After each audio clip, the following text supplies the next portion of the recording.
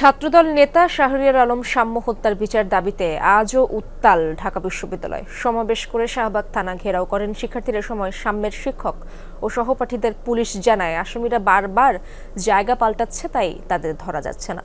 তবে সবাইকে শনাক্ত করার দাবি করেছে পুলিশ। এদিকে ক্যাম্পাসে কালো পতাকা মিছিল করেছে ছাত্রদল। এলএমই সার্টিফাইড বিশ্বসেরা কপারে তৈরি ওয়ালটন কেবলস, যা আপনার স্থাপনাকে রাখবে সব সময় নিরাপদ। ঢাকা বিশ্ববিদ্যালয়ের ছাত্র শাহরিয়ার আলম সাম্যের খুনের বিচারের দাবিতে টানা কয়েকদিন ধরে রাজপথে বিক্ষোভধরা।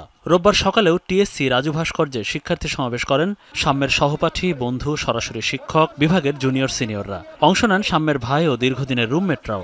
সংহতি জানাতে আসেন সাম্যের বিভাগের প্রধান এবং ঢাকা বিশ্ববিদ্যালয়ের উপাচার্য। সবার কণ্ঠে ছিল সাম্য হত্যার বিচারের দাবি। বহিরাগত ছাত্র, বহিরাগত মানুষের পদচারণায় আপনি সেখানে হাঁটতে পারবেন না। এই কি ঢাকা বিশ্ববিদ্যালয়ের অবস্থান হবে? এই কি ঢাকা বিশ্ববিদ্যালয়ের আরো ছাত্র যে হত্যা হবে না, সে গ্যারান্টি কে দিবে?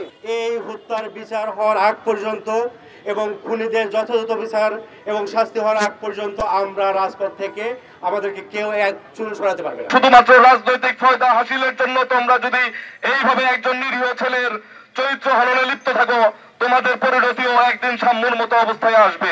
সমস্ত রাজনৈতিক দলাদলির ঊর্ধ্বে উঠে এটি ন্যায় বিচারের স্বার্থে আমাদের ঐক্যবদ্ধ সংহতি প্রয়োজন এবং সেটি আমরা ইনশাআল্লাহ আল্লাহর রহমতে অর্জন করে ছাড়ব।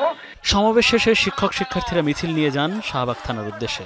ঘেরাও করা হয় থানা, অবরোধ করা হয় সামনে সড়ক। ঘণ্টা দেড়েক থানা ঘেরাওয়ের মাঝে শিক্ষক ছাত্রদের একটি প্রতিনিধি দল দেখা করেন পুলিশ কর্মকর্তাদের সাথে। কেন বাকি আসামি গ্রেফতার হচ্ছে না এবং মামলার তদন্তের অগ্রগতি জানতে চান শিক্ষকরা।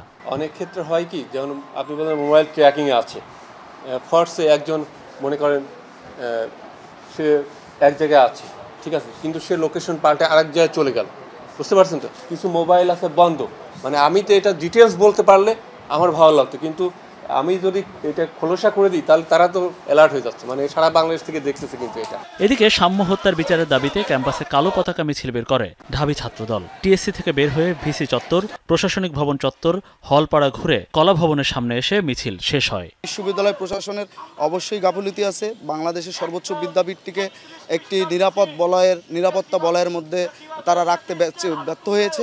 মনিরুল ইসলাম, যমুনা নিউজ, ঢাকা।